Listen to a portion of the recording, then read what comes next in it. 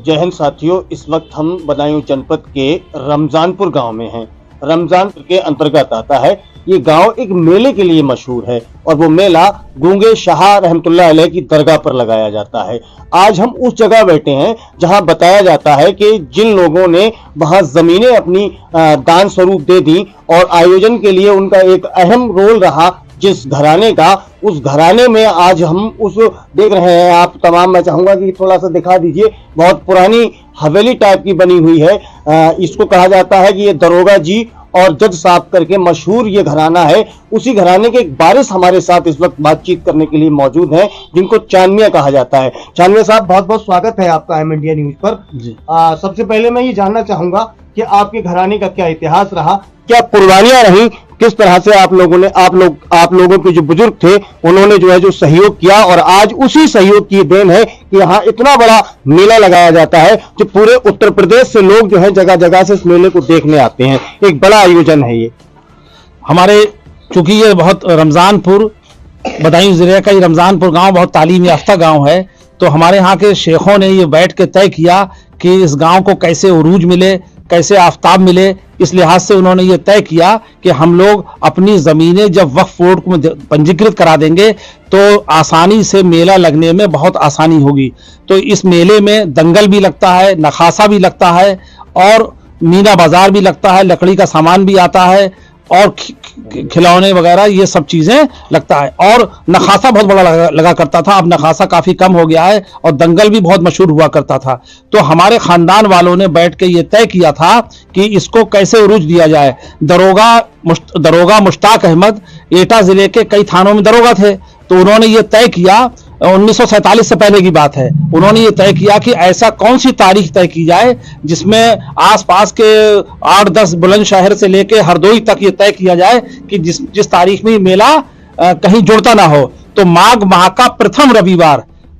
का प्रथम रविवार में ये रमजानपुर का मेला और ठिलिया उठती है। तो ठिलिया बड़ी इबादत की मतलब अकीदत के साथ हम यहाँ पे लोग आते हैं। ठिलिया के साथ साथ जो वहाँ पर पीर बैठते हैं वो अपने साथ ठिलिया को लेके आते हैं और लोग उससे फैज़याब होते हैं। प्रशासन पुलिस की भी इसमें पूर्ण व्यवस्था होती है। जैसे कि एक शब्द आप सुनते होंगे, जो लोग रमजानपुर के आसपास या बदायूं जनपद के आसपास होंगे वो सुन रहे होंगे कि ठिलिया उठेगी। मैं समझना चाहता हूं, बहुत से लोग मेरे व्यूअर और दर्शक समझना चाहते हैं कि आखिर ये ठिलिया शब्द कहां से आया, ठिलिया का क्या मान्यता है। और ये उसके साथ एक गागर लाई जाती है, सुना है। उस गागर में पानी होता है, उसमें शरबत टाइप का बनाया जाता है जो तकसीम किया जाता है। उसका शब्द का क्या महत्व है, उसको हम थोड़ा सा संक्षिप्त में समझना चाहते हैं। जो दरगाह पर बैठते हैं वो अपने साथ वो गागर लेके आया करते थे, यानी छोटा घड़ा। वो छोटे घड़े में शरबत होता था। अब वो चूंकि काफी ठंड में होने लगी है तो वो, लेकिन अब भी वो परंपरा आज भी बरकरार है। यानी उस जो घड़े की वो परंपरा, वो यहाँ से थाल जाने की परंपरा वो आज भी बरकरार है। उसी को गागर, उसी को ठिलिया कहा जाता है। परंपराएं बरकरार ही रहना चाहिए। इसके साथ सुना जाता है कि हिंदू मुस्लिम एकता का प्रतीक है ये दरगाह। इस प्रतीक की सबसे बड़ी विशेषता बताई जाती है कि सभी धर्मों के लोग यहाँ पे गद्दा नशीन हुए हैं। इस बात को मैं समझना चाहता हूँ कि कौन कौन अब तक गद्दा नशीन हुए। मैंने गूगल में जब कर रहा था इसके बारे में तो मैंने उसमें गूगल में देखा, पता चला कि यहाँ पे 4 गैर मुस्लिम, जिसमें राजीव चौहान सहित कई लोग जो है यहाँ पर गद्दा नशीन हुए हैं। तो एक बहुत बड़ा मैसेज है हिंदू मुस्लिम एकता का, इसको भी हम थोड़ा सा समझना चाहते हैं। देखिए, जब वो यहाँ आए, राजवीर सिंह चौहान जब यहाँ पर आए तो जो वो अपने पीर से मिले, जो दरगाह पे जो पीर थे, तो उन्होंने कहा कि आप यहाँ पर दरगाह पे बैठिए। तो दरगाह पे बरसों तक उन्होंने सेवा करी और वो यहीं पे फिर ठिलिया लेकर और वही मजार शरीफ पे बैठा करते, दरगाह पे बैठा करते थे जी। ये बात तो खैर प्रतीत होती है, क्योंकि जब मैं यहाँ आया मिला तो मुझे लगा कि जो है चांद मियां साहब के बराबर में विनोद वर्मा जी बैठे हुए हैं। विनोद वर्मा जी, आपका भी बहुत बहुत स्वागत है। आपसे भी समझना चाहते हैं, आपके बुजुर्ग भी यहाँ रहे हैं, आपने भी काफी चीजें यहाँ की जो है समझी होंगी, मेले को देखा होगा। क्या कहना है आपका इसमें? मैं सबसे पहले एम इंडिया न्यूज़ चैनल के माध्यम से बताना चाहूँगा कि ये जो रमज़ानपुर का मेला है ये बहुत प्राचीन मेला है और हिंदू मुस्लिम एकता का प्रतीक है। मैं आपको बताना चाहूँगा कि ये काफ़ी समय से मेला लगता चला आ रहा है।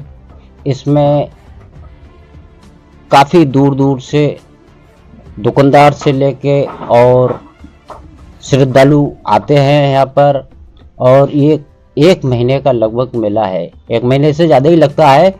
और इसमें सुई से लेके हाथी तक की बिक्री की जाती है। खैर अभी कुछ पाबंदियाँ जानवरों पे बिक्री के लिए है, इसकी वजह से नखासा नहीं लग पा रहा है। और बाकी और दुकानें बहुत ही अच्छी तरीके से बिक्री होती है, और श्रद्धालु अपने आस्था के उद्देश्य से आते हैं और अपनी मनोकामनाएं यहाँ पूरी करते हैं और दुआ मांगते हैं, और वो पूरी मनोकामनाएं पूरी होती है। और यहाँ पर रही बात गद्दी नशीन की, तो अब तक मेरी जब से मतलब वो जितनी एज है उसके हिसाब से अब तक कम से कम 3-4 हिंदू गद्दी नशीन रह चुके हैं, और उनकी यहाँ पर कब्र भी बनाई गई है। जिस कब्र पे हाँ, एक कब्र से मुझे याद आया, मैं पढ़ रहा था या लोगों से मैं समझ रहा था जब मैं बातचीत कर रहा था यहाँ की कवरेज से पहले, तो पता चला कि एक गैर मुस्लिम की ऐसी कब्र है जहाँ की मिट्टी से लोगों की जो फुड़िया फुंसी जो निकल आती हैं, जो बॉडी में इंफेक्शन होता है, वो मिट्टी लगाने से ठीक हो जाता है। इसको भी मैं थोड़ा समझना चाहता हूँ। जी, एक खमानी शाह नाम से यहाँ पर बाबा रहे थे। वो धर्म से हिंदू थे, और वो जब उनका अंतिम संस्कार हुआ तो यहाँ पर इनकी कब्र बनाई गई, और आज भी उस कब्र पे पानी छिड़क के फोड़े फुंसियों पर लगाई जाती है, और उससे ही लोग ठीक हो जाते हैं। तो ये तो बड़ी मान्यता है, और हिंदुस्तान जो है मान्यताओं और आस्थाओं का देश है। और जैसा कि अभी आपने कहा